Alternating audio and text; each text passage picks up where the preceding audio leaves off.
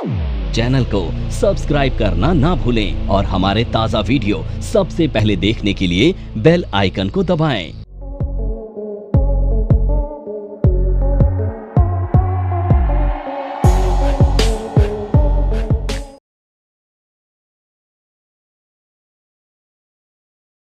Example लेते, कोविड-19 कहां से शुरू हुआ? उसका ओरिजिन था चाइना से स्प्रेड हुआ, और दुनिया की एक कंट्री ऐसी बताइए जहां तक वो कोविड-19 ना पहुंचा हो। तो आप दिमाग पर जोर डालते हुए भी नाम याद नहीं कर पाएंगे किसी ऐसी कंट्री का जो इंपैक्ट नहीं थी कोविड-19 से। हर एक कंट्री में पहुंचा। अब इसका मतलब पता है क्या है? इसका मतलब है अच्छी चीज हो या बुरी चीज, दुनिया के हर एक कोने में इस तरह से स्प्रेड करती है। करेक्ट है, राइट है। अच्छी होगी तो उसका इंपैक्ट अच्छा आएगा, बुरी होगी तो बुरा आएगा। आ रही मेरी बात समझ में?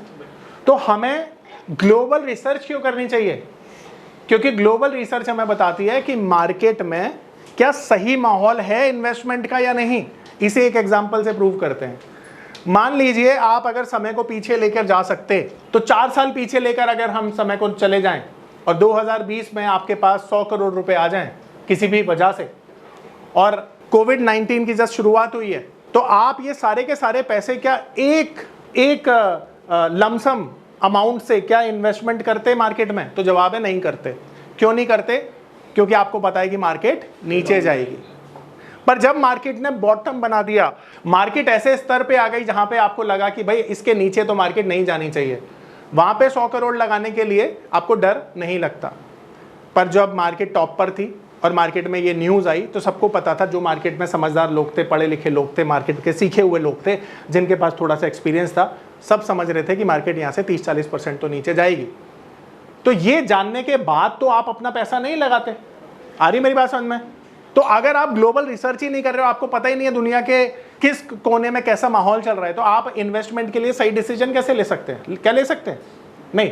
तो आपको इन्वेस्टमेंट का डिसीजन लेने के लिए, यानी कि आपको अगले 3 साल के लिए, अगले 2 साल के लिए, अगले 1 साल के लिए मार्केट में निवेश करना है, ये डिसीजन आपको दुनिया की परिस्थिति जानने के बाद ही लेना है, और तभी शायद आप एक सही फैसला भी कर पाओगे। अब एक पल भर के लिए हम ये अज्यूम कर लेते हैं कि दुनिया में ना जितनी भी कंट्रीज हैं, बड़ी मेजर कंट्रीज जो हैं, वहां पर कोई समस्या नहीं है। अमेरिका में इलेक्शन हो जाते हैं और इलेक्शन में कोई भी ऐसी पार्टी अपनी मेजॉरिटी साबित कर देती है जो देश के लिए अच्छी है, दुनिया के लिए अच्छी है, और ये इंश्योर कर दे कि दुनिया में युद्ध जैसा माहौल ये वाली गवर्नमेंट प्रमोट नहीं करेगी। पहली चीज तो क्या हुआ? युद्ध वाली परिस्थिति खत्म हो गई। अभी जितनी ये खाड़ी की तरफ जितनी भी कंट्रीज हैं ये आपस में लड़ रही हैं, ये शांत हो जाएं और बोलें जी देखो लड़ाई में कुछ नहीं रखा है, हम सब दोस्त हैं, अब हम सपोर्ट करेंगे एक दूसरे को, जैसा इन्होंने 1945 में किया था। ठीक है?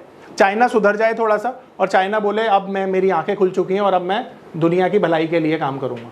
ये सारी चीजें एक पॉजिटिवली डेवलपमेंट के साथ हो जाएं, तो क्या आपको लगता है कि ये चीजें स्टॉक मार्केट के लिए बेहतर नहीं होंगी? और अगर वहां पर ये सारी चीजें हो गई और आपके पास एक अच्छा खासा पैसा है, तो क्या आपको जरा सा भी सोचना पड़ेगा अपना निवेश करने के लिए?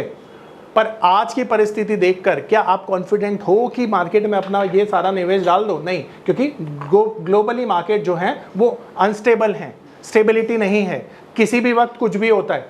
तो ऐसे माहौल में आप निवेश नहीं कर सकते। तो अब यहाँ पर लर्निंग ये है कि जब हम ग्लोबल रिसर्च करते हैं तो हमें ये सेंस ऑफ अंडरस्टैंडिंग मिलती है कि हमें अपना पैसा डालना चाहिए या थोड़े टाइम के लिए रोकना चाहिए। आ रही मेरी बात समझ में? तो सबसे पहला काम आप क्या करेंगे? ग्लोबल रिसर्च करेंगे। आ रही मेरी बात समझ में? तो ये करना बहुत इंपॉर्टेंट होगा। ठीक है? अब सवाल है कि ये करेंगे कैसे? आप सवाल है करेंगे कैसे? तो यहां पर देखिए, दुनिया की जितनी भी सारी इकोनॉमी है वहां के स्टॉक मार्केट के नाम भी नहीं सुने होंगे आपने। तो मैं कुछ 10 एक स्टॉक मार्केट आपको बता रहा हूं जिनको आपने डेली बेसिस पर ट्रैक करना है, और उन्हीं से आपको सेंस मिल जाएगा कि हमें किस डायरेक्शन में काम करना है, कैसे काम करना है। आ रही मेरी बात समझ में? तो देखो, सबसे बड़ी इकोनॉमी कौन सी है दुनिया की? अब यूएसए में तो 3 मार्केट है ना, तो सबसे पहले तो डाउ जोन्स है, ठीक है, नैस्डैक और S&P 500। ठीक है, ये 3 वो हैं इंडेक्स हैं। तो अमेरिकन मार्केट हमारे टाइम के हिसाब से 8 बजे ओपन होती है और 2:30 बजे सुबह तक चलती है। ठीक है, अब इसके बाद एशियन मार्केट। अब एशियन मार्केट में यूं तो बहुत सारी मार्केट है, बट हम सिर्फ 4 मार्केट को फोकस करते हैं। ठीक है, तो सबसे पहले निक्केई,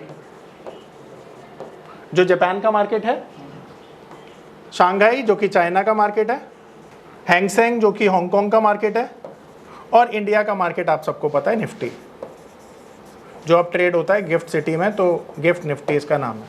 अब दुनिया में सबसे पहले मार्केट खुलती है जापान की, सन ऑफ कहते हैं ना, city of rising sun, Japan, हाँ, land of rising sun, yes. तो ये सुबह खुल जाता है मार्केट 6 बजे, और फिर उसके बाद सारे मार्केट खुलते हैं, और सबसे लास्ट में हमारा मार्केट बंद होता है 3:30 बजे, सबको पता है, ठीक है। तो अब यहाँ पर मैं बोलता हूँ भाई सुबह 6 बजे से 3:30 बजे तक ये मार्केट चलता है, एशियन मार्केट। देखो ऑन एन एवरेज ना 6-7 घंटे ही मार्केट चलती हैं, तो ये फिर कितने बजे तक बंद हो जाएगी, 12 बजे तक बंद हो जाएगी, फिर उसके बाद ये भी बंद हो जाएगी। इसी तरह से हम तो खुलते ही 9 बजे है ना, 9 बजे वाली मार्केट तो 3:30 बजे तक चलेगी, क्योंकि 6.5-7 घंटे ही मार्केट में ट्रेडिंग होती है हर जगह ना। यूरोपियन मार्केट ओपन हो जाती है, तो यूरोपियन मार्केट में 3 मार्केट है, मेजर मार्केट, ठीक है। ये पेरिस का मार्केट है, ये जर्मनी का मार्केट है, और ये लंदन का मार्केट है, ठीक है। अब यहाँ पर ये जो मार्केट है ना, ये खुलता है हमारे टाइम के हिसाब से 1:30 बजे, 9 बजे तक खुलता है। Paris, Germany, London. अब ध्यान से समझना यहाँ पे कैसे काम होता है। यूएस की मार्केट में मान लो कुछ भी अच्छा हो गया, तो आप देखोगे यूएस की मार्केट मान लेते हैं 500 पॉइंट अब बंद हुई है, यूएस वाली, तो इसका पॉजिटिव इंपैक्ट पड़ेगा कहां पर, इसके बाद मार्केट कौन सी खुल रही है, कलेक्टिवली बोलो, एशिया, एशियन मार्केट।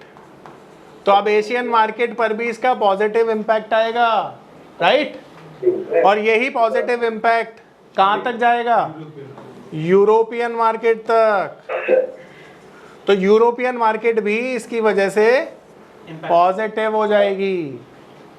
अब अगर नेगेटिव इंपैक्ट आया तो नेगेटिव, पॉजिटिव आया तो पॉजिटिव। देखो क्या आपने जानने की कोशिश की, अभी तक जो हमने लर्निंग किया उसमें हमने एक चीज पर फोकस किया कि दुनिया में ना कुछ भी अगर अच्छा हो रहा है तो वो सबको इम्पैक्ट कर रहा है, और कुछ भी बुरा हो रहा है वो भी सबको इम्पैक्ट कर रहा है।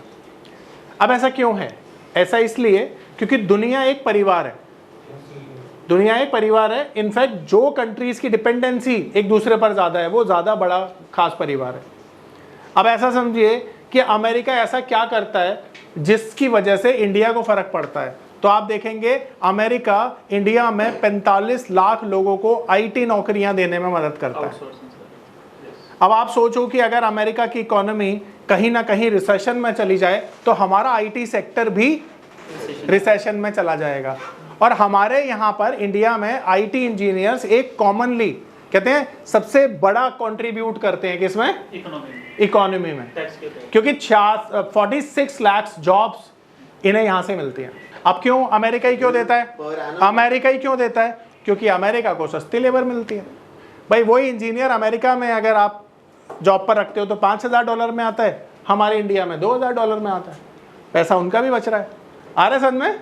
तो अब अमेरिका, आपने देखा कि अमेरिका में एम्प्लॉयमेंट क्लेम का जो डेटा था वो बुरा आने पर अमेरिका का मार्केट 2000 पॉइंट गिर गया हाई से, उसकी वजह से दुनिया के मार्केट क्रैश हो गए।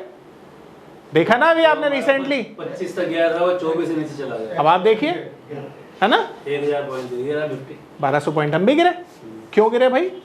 क्योंकि दुनिया एक परिवार है, इस परिवार में कुछ भी अच्छा होगा सबके लिए होगा। अभी भी जो परसों बढ़ा है वो इसलिए तो बढ़ा है कि ये यूएस के सही हुआ है, फिर डेटा अच्छा आ गया, हमारी इन्फ्लेशन नीचे आ गई, हमारे लिए पॉजिटिव है।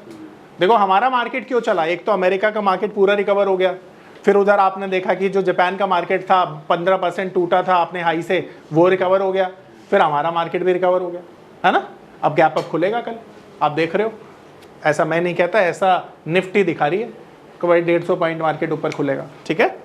www.onlinenifm.com NIFM के ऑनलाइन एजुकेशन प्लेटफॉर्म पर बहुत से ऐसे कोर्स थे जिनसे मैं अपने स्टॉक मार्केट में इन्वेस्टमेंट और ट्रेडिंग के सपनों को पूरा कर सकता था, जैसे कि stock market trading beginners course, NIFM certified smart investor course, advance level smart investor course, technical analysis course, fundamental analysis course, options trading strategies, research analyst certificate course, diploma in financial market course और ना जाने ऐसे बहुत से course उपलब्ध है। फिर मैंने www www.onlinenifm.com की साइट पर जाकर NIFM का NIFM certified smart investor course को ऑनलाइन परचेज किया, जिसको सीखने के बाद मैंने जाना कि शेयर मार्केट से पैसा कमाना कितना आसान है। बस आपको एक सही प्लेटफॉर्म की जरूरत है, जो है www.onlinenifm.com। NIFM के ऑनलाइन प्लेटफॉर्म की वजह से मैंने लॉकडाउन के दौरान शेयर मार्केट से अच्छी इनकम भी जनरेट की। थैंक्स NIFM, जिसकी वजह से आज मैं एक होटल मैनेजर से प्रोफेशनल ट्रेडर बन पाया। कॉल 8588868475 और विजिट www.onlinenifm.com।